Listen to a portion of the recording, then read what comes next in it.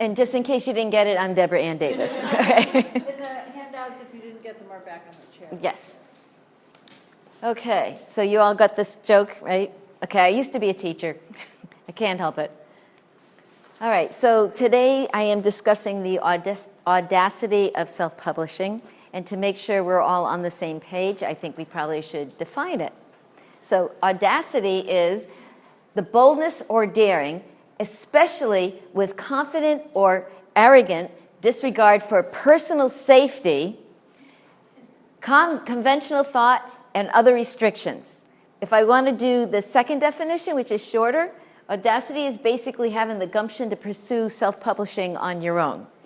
So when I started out with the books, I did not fit comfortably in any of the genres.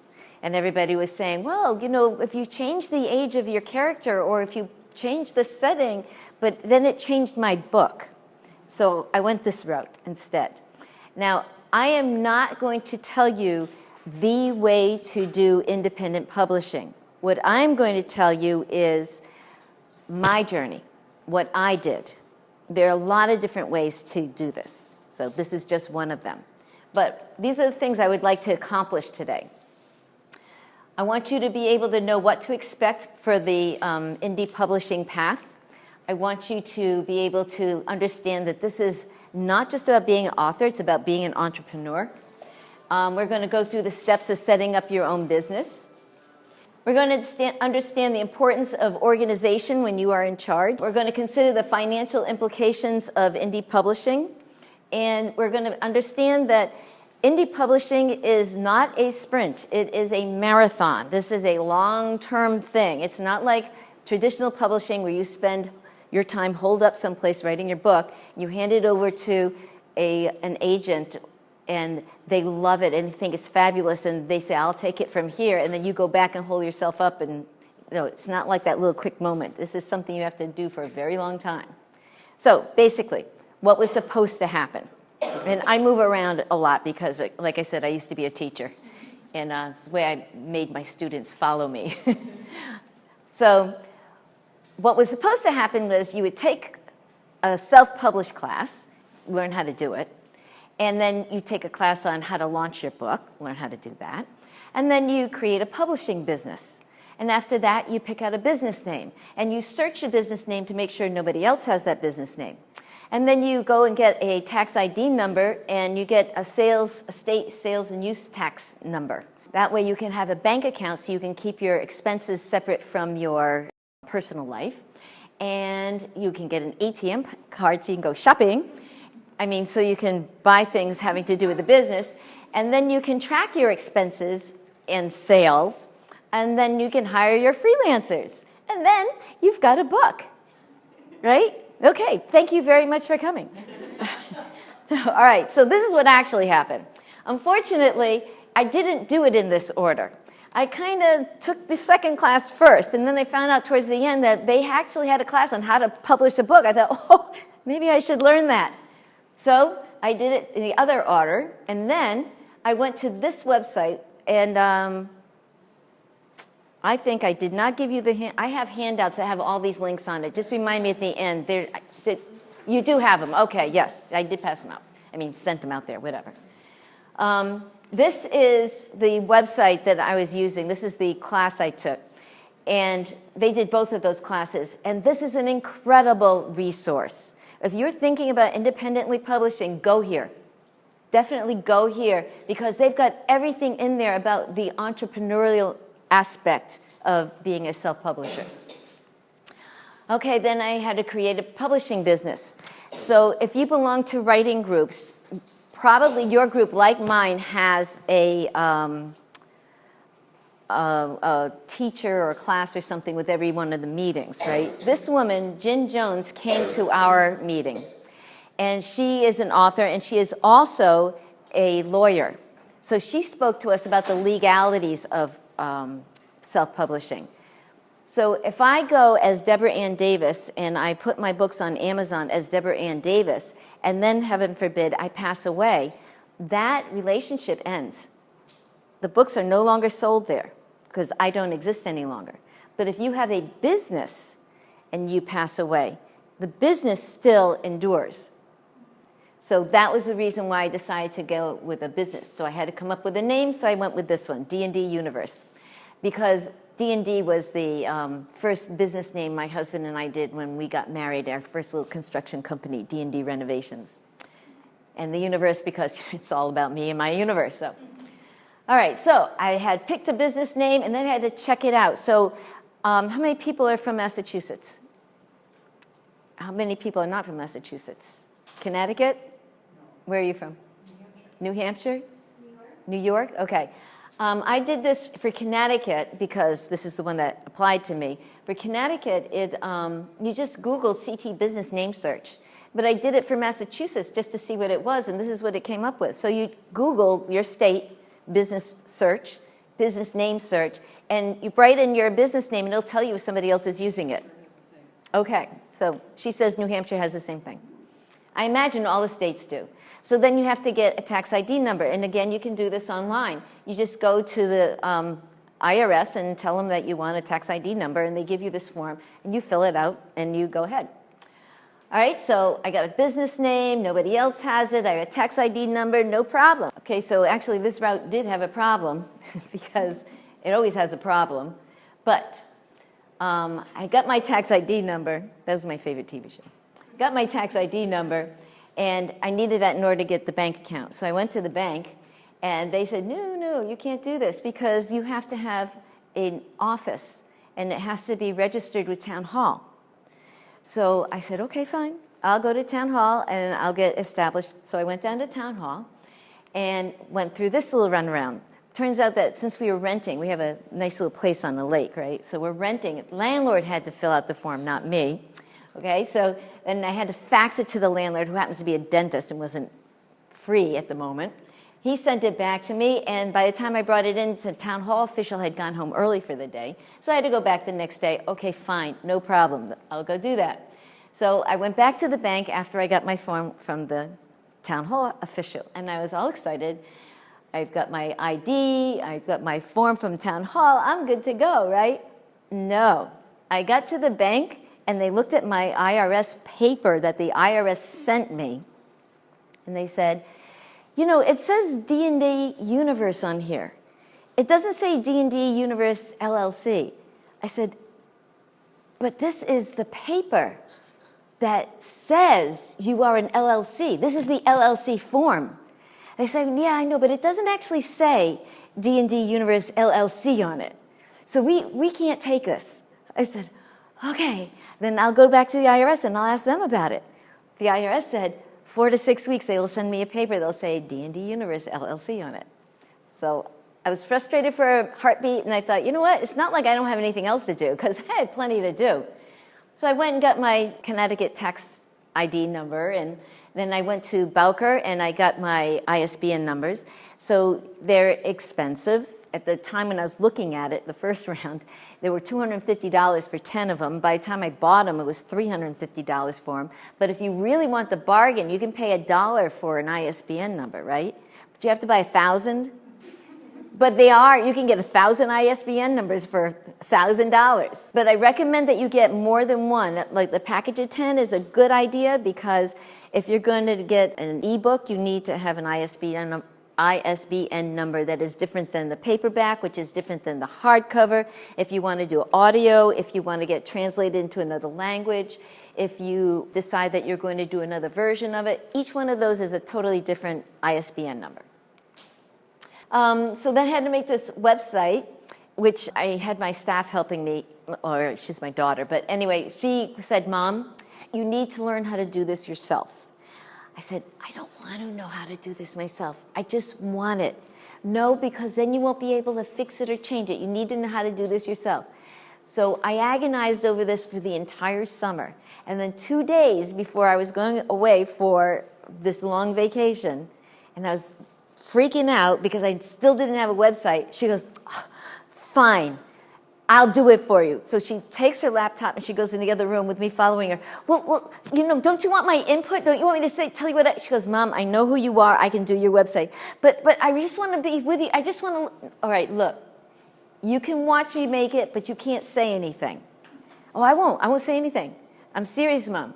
No, I'll just watch, because if you say something 3 times, I'm kicking you out.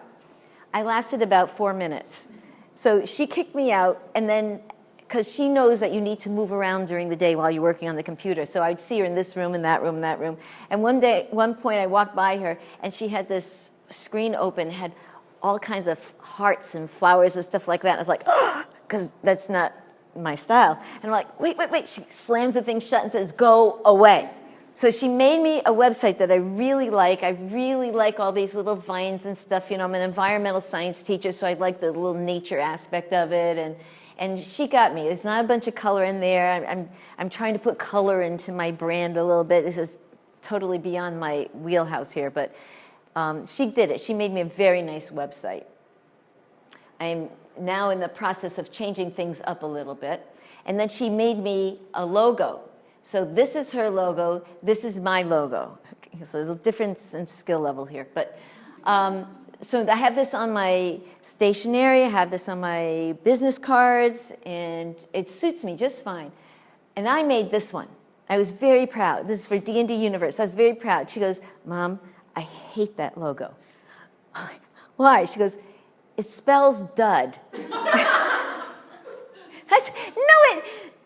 Yeah, it does, doesn't it? Okay, so now I have this. All right.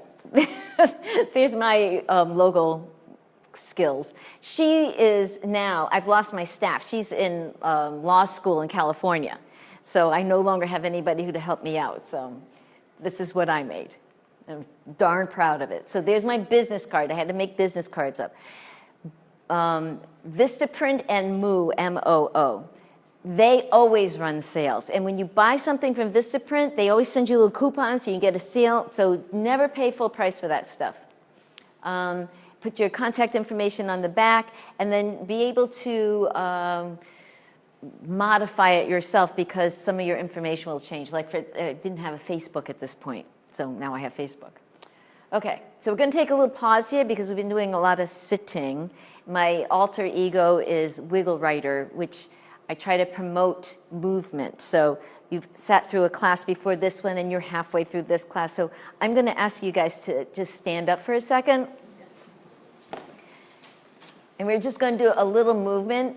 If you take 3 deep breaths, you massage your organs, which helps make them function better. So think counting 3 when you inhale and hold it for 3, and then exhale for 3. You ready? So 3 times. Breathe in. And breathe out. Breathe in. And breathe out. And think relax when you exhale. Breathe in. And breathe out. Okay, and then do a little twisty thingy. And put your heel out in front of you and lean over it. And put your other heel out in front of you and lean over it. And lean to the side, and lean to the side, and stretch up to the sky, and say, hello, I'm going to sit down now. So it turns out that the Surgeon General recommends that you exercise 30 minutes a day, 5 times a week. 70% of our workforce has 70% has a chronic condition. 70% of the workforce, that's all ages, chronic condition. And if you go to the gym 5 times a week for 30 minutes, it won't change that. The new data is saying that if you move during the day, that's what will help keep you healthy. So while we are a sedentary profession, while you are behind your computer, set a timer, and make it go off every 45 minutes, and get up and move. Go get a drink of water. Go up and down your stairs. Do something. Okay, that's the end of my commercial. Oh, and for this group, I didn't even put it on the worksheet, but I have a special document on my website, 10 ways to incorporate movement, and I put it under DeborahAnnDavis.com/NECRWA. It's only for this group. So if you want to go there, it's 10 easy things that you can do that will help you move during your day, so you don't have to think it up. Okay. All right, so we've been very busy. We created a business, we got a name, we got an ID number, we got a bank account, we got the ATM, and then we can track our expenses. Okay, so then it was time to hire freelancers. So how many freelancers do you think I hired during the 27 years I taught high school? None. Okay, so this was totally out of my wheelhouse. Didn't know what I was doing, but in that class, the EMS class I gave you in the first screen with a link on it, the URL, they told me how to do it. So welcome to the world of freelancers. It looks better when the lights aren't on. Okay, so these were my first three. I had to get a printer so I could actually have a book, and I needed an editor, and I needed a graphic artist to make my cover. I wanted a really good product, and I've heard all these things about POD, and at the time when I was starting out, I didn't really know what that was, but I did know that somebody was going, we don't like POD. And so I thought, well, I don't know who you are, but I better not do POD in case there were other people who are thinking that. So I wanted to get a local printer, and the printer I used, well, I'll do that when I get to that screen. He's local. So my first one was my editor. And I got this, again, from the EMS website. She put out an article about using freelancers, and she included links to lots of different places where you could go learn about it. And then one of those sources listed the best freelancers that they had worked with, and this person was at the top of the list, and I said, well, why am I going to try to figure out how to qualify him? I'm going with that person. And it was the best thing I'd ever done. The person I used was Kate Richards, and she charged 0.005 cents a word, and you got 3 edits. That's 3 turnarounds, right? So I send it to her, and she would do her thing and send it back to me, and I would accept or reject her input, send it back, and she would do it again and send it back to me, send it back, and then she gave it to a second set of eyes. So another person looked at it to do the line edits to give it back to me. But this is the reason why I really like her, and please, if you use her, please tell her I sent you. I don't get anything from that. It's just because I want her to know how much I appreciate her. I started writing when I had Lyme disease. It went from my heart. I was at 37 beats a minute. I was moving around like I was 95 years old. And all I could do was sit on the couch. And so I started writing. And then when I got better and went back to teaching again, I continued writing during the summers. But then I went to my first Renaissance Renaissance fair, and I created my second story. And I stopped writing my first story, and I just went with this one. That is the one, that's this one. That's the first one that I published. Okay? So she edited that one, blah, blah, blah. Then I went back to the second story, and I sent it to her to be edited. And you could see the difference in my writing. The whole margin was filled with corrections for the entire book. And it took me like a month to get through that. And I sent it back to her, and came back with another whole set of things, because there wasn't enough room for all of them on the first one. Third time it went back, she had been telling me, you might want to think about changing this kind of thing. And when I cleared out some of this stuff, I went, oh, yeah, that's right. So I sent it back to her. It came back with another set of edits, and I sent her an email. I said, I'm up to my 3, and I really want to make that change that that you suggested. So I want to know how much you would charge me for another round of edits. And she sent me back an email saying, I'm not going to charge you anything else. We just want to get the book good. Right? And that's why I tell you that Kate Richards with Wizards in Publishing, she rocks. She is just totally all about the product. Okay. So I spent some time looking at books, because I didn't really look at books before. I just went to the first page of the story. I didn't bother with any of it. Turns out there's a whole bunch of stuff in there. So I had to make all that stuff myself. So I started writing this stuff. When we got down to the author photo, I just couldn't put my picture on the back of the book. I just couldn't do it. Just didn't feel comfortable with it. So I stuck it on the inside with the bio.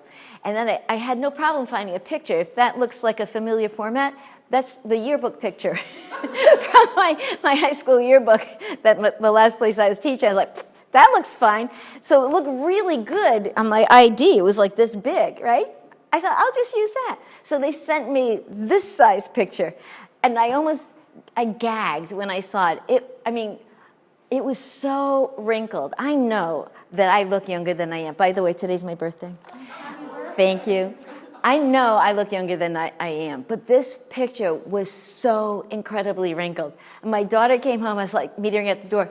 Could you just take this picture and just Photoshop it, do something? I just want you to get some of the wrinkles out of it. She's like, Mom, you are so vain. Honestly, you don't look wrinkled. I was like, just look at this picture, okay? She's like, oh, Mom, you're so vain. I sit her back at the computer. She goes, oh, why are you? She looks at the picture. She goes, I'll get right on it. I mean, this is the doctored up picture. It was like, I looked so wrinkled in that picture. It looked like I had dyed my hair black. It was just a bizarre thing with the lighting. Okay, well, she fixed it. That actually looks like this age, so I'm happy. Pardon? So that's a really good picture. Hey, those high school photographers, they know what they're doing. Okay, then I had to go to get a copyright. So you just go to copyright.gov and they walk you through it. And then this is my printer. He's in Lowell, Mass. So those of you who are local, that's pretty close. So King Printing has this thing on their website. So you go there and you pick out which book size that you want, and you tell them the approximate number of pages you think it's going to be, and they'll give you a quote right there. They'll just send it to you. So you can check them out. They make textbooks, so I knew I was going to get a good quality product. I wanted to have a good quality thing. And I learned about them in a venue like this. And the man who was speaking was telling us that women prefer books that have cream-colored pages. They don't like white pages. So I looked at a couple of books, and I realized that I do have that reaction. I have no idea what that's about, but it looks like copy paper to me when it's on white. So just in case you didn't know that. And then I had a book. I was very excited. And then I said, I don't like the cover. But, it is what it is. The thing is, to me, this book does not look like it's the ages that the people are. They're like 19 and 18. And they look like middle school to me. But eventually I made changes. And then I had my other cover made for my second book. And I made changes for that one, too. And this is where I'm at with my books now. So you can't tell, but this one is a nice blue, and this one is a nice purple, and these guys look older. And he's a computer geek who's playing a GPS game in the woods, and he falls out of a tree. When he wakes up, he thinks he's back in Robin Hood times. And he's a little oblivious, so that's why he doesn't even notice her over there, right? So people look at my cover, and they go, I don't understand what this is about. And I say, well, that's the story right there. That's what it's about. In real life, at the end of the woods, there's a Renaissance fair, and he's been picked up by live-action role players. So he's fairly certain he's having a weird dream, and they think he's playing the game. So, okay, that was a shameless plug for my book. I'm not ashamed. Okay, so then I had my books in my hand, and I started going around selling them. The first place I went to was a Big E, and CAPA, Connecticut Authors and Publishers Association, has a booth there every year, and I did fairly well. I sold 20 books or something in 3 hours, so I was very excited. And they were saying, well, we're in a bad place. We don't have the same traffic that we had before, and it's bad, bad, bad, bad. So I got myself a little medieval gown so I could stand out a little bit, and now I wear it whenever I can, like doing the dishes or whatever. But you can still use it. And then you never know where things are going to pop out at you. So I was at Highland Park Market, which is a grocery store, and one of the cashiers was a parent of one of my students, and she said, we're doing this craft fair, so why don't you come sell your books at the craft fair? And you've done so much for our kids, I'm not even going to charge you for a booth. And so I went and sold books there. And then this is the gym at my old school. And then I started knocking on doors to find bookstores that would take my books. And I'm in about 10 bookstores now because I actually went there and I handed it to them and I said, what do you think?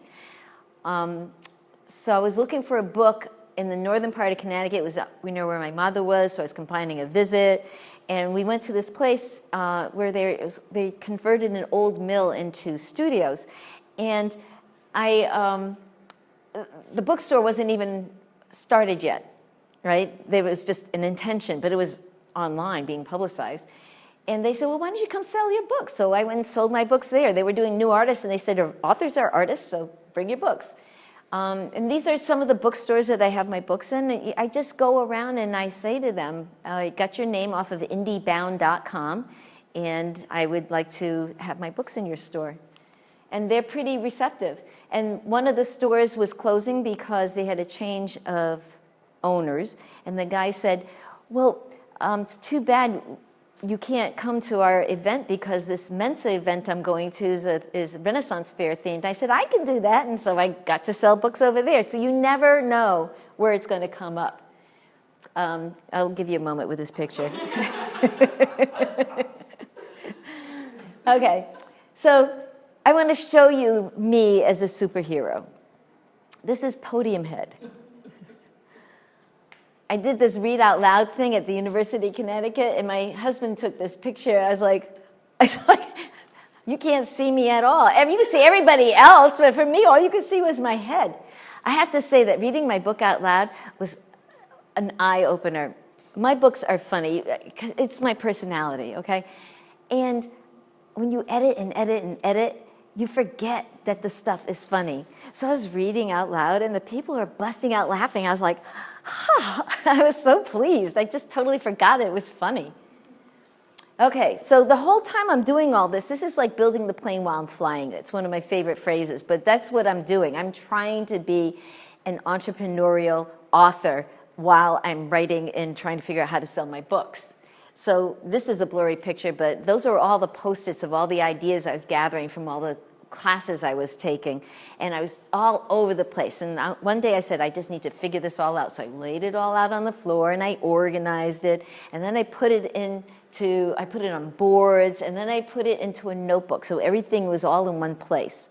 I have to tell you that once I did that, it was such a calming thing.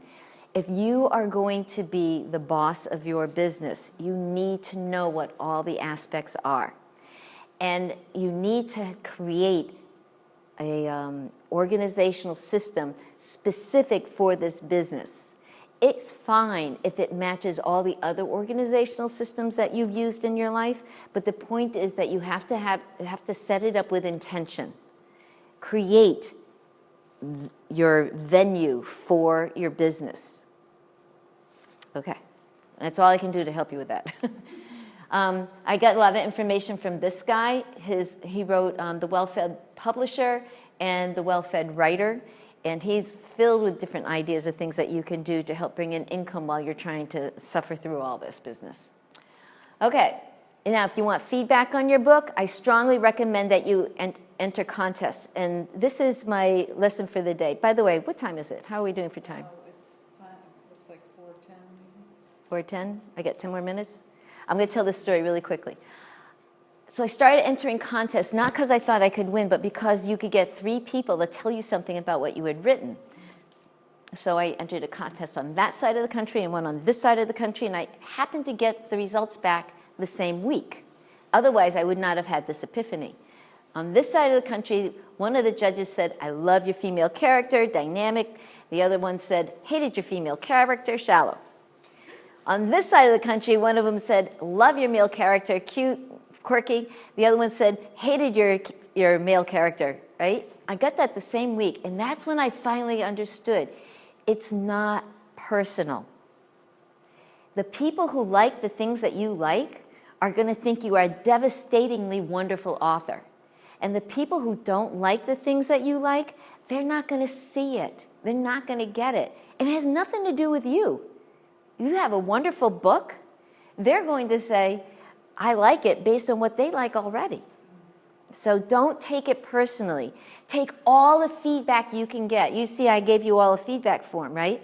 I don't take it personally. Some people are going to like my style, some people aren't. But some people are going to give me suggestions that are going to help me improve. So right away when you do that. Okay, an arc. They said to me, oh, you need to get an arc. I'm like, okay. Whatever, I'll get an arc. You know, I'm a science teacher, of course, so this is what arc means to me. It's like your reflex arc. What is an arc? an advanced reader's copy. You get these copies of your book that you give to people to read, so they'll give you feedback. I'm going, you mean the ones that I bought, those books that I bought? I'm going to give those to people for feedback? Guess what? It's really, really helpful. Really helpful. Okay, so then you go get reviews, and everyone says, don't read them. I read every single one of them. Okay, I find it very hard to get reviews because I'm an unknown person. So I went on LinkedIn and I said to people who said a reviewer, I see you're a reviewer. I don't know what I'm supposed to do. How would you like to review my book? And some of them said yes. So I sent out a bunch and I got some reviews that way. And some of them liked it and some of them didn't. One person gave me a 1 star because they said, well, I don't usually read this kind of book. I'm like, that's okay. No, it's, if you buy a product, don't you read the negative things? So someone's going to read a negative thing that says, well, I don't usually read this. That's not going to say anything bad about my books. I'm like, good. They say if you get all 5-star reviews, people think that all your relatives are writing them. So now I'm going, I have a 1-star review. I'm all set now. I'm legit. This is my favorite review. Okay, this is a chicken vendor at my farmer's market. He and his wife bought the review of the book, and I thought they were just being supportive. But a month later, he goes, so I read your books, an older gentleman. So he goes, yeah, I really liked it. Thank you very much. He goes, no, I really liked it. I keep a book in the bathroom. I read a couple of chapters at a time. But your book, I had to take out of the bathroom so I could see what was going to happen. I'm like, score! But can I put that on my website? No. But I can tell you. Okay. Oh, by the way, this is an old picture about how pumping up the chickens with hormones and growth hormones and things like that over the years. So you don't get that when you buy locally farmers market where you can ask what they're feeding the chickens. Another shameless plug, but that's the environmental science teacher in me. Okay. So yes, is the traditional route easier? I don't know. I never went the traditional route, but I do know this. If you don't have money to pay for these things up front, you cannot do indie publishing. You have to pay for the printer and the graphic artists and the editors. You have to pay for that stuff. You have to buy your own books. But when I buy my books, there it is. So if I buy 100 books, I'll spend $581 because they cost that much per book, right? So I'm going to sell my books for $10. That'd be $1,000 I'm going to make off of that 100 books. So whatever that difference is the money in my pocket. And if I go through Barnes & Noble, you have to sell them in 90 days or they destroy them. I can sell my books forever and do whatever I want with them. I can go to these little venues and sell them in person all over the place until I get rid of them, and I'll still make my profit off of them. But I know what you're thinking. Look at these numbers. I can get my books for $2.80 if I buy them in large bulk. That means that I'm $7.20 over the top. And everybody I talk to who is traditionally published, they're making how much on their books? 80 cents? Yeah. But between the cost for traditional publishers, because they're paying all this other stuff. The traditional publishers, they pay for the graphic artists, and they have a stable of people that they're keeping, so they have to charge that amount of money. I'm not begrudging them. I'm not saying it's a ripoff or anything like that. That's the way the business goes. But I'm thinking, I can do this. And have enough money. I'll give you a moment with this one. Okay, so if you go here, I have 2 free things for you. One is the exercises, the 10 ways to incorporate movement into your life. And the other one is, in case you have teenagers, just to put it out there about this new project I'm working on, which is a workbook for teenage girls. And this is prom time, and they're under a lot of pressure. So this is 10 ways to know if you're not ready for sex.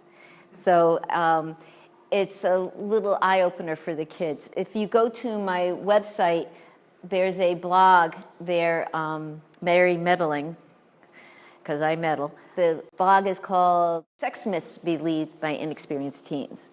It's a 5-question quiz, and I strongly suggest you take it with a teenager because you'd be surprised how many of those things you don't know yourself. There's a survey on there about whether or not people are fooling around, because when I was teaching, I always gave them a survey at the beginning of school, because I was a science teacher, so I could call it data collection. And I asked them if they were messing with drugs, alcohol, or sex. And freshmen, it was always like 2 to 5%, and 100% of them thought everybody was doing it except them. And I would show them the results, and they would say, they're all lying. And I said, well, who lied? Well, we'll do it again. We'd do the thing again, and it would be the same results. And they still wouldn't believe me. They believe the hype so strongly that the evidence would not convince them. So this is my goal with this new project, is to get them more aware. Yes, 5 minutes. Oh, thank you. I'm actually near the end. So I am taking my message on the road. So this paper that was a handout is about that. And I think I have accomplished everything. I think you understand the indie publishing path, and you understand it's about being an entrepreneur's business. You understand the steps for setting up your own business and the importance of organization. Yes, I understand that I glossed over that. I do. I'm just telling you that I understand it's important to be organized, but I'm not exactly good at that. I can organize kids, though. And the financial implications, and the fact that this is a long haul. This is not for the short coming. There's my contact information, and I'm done. Thank you very much for coming. I appreciate it.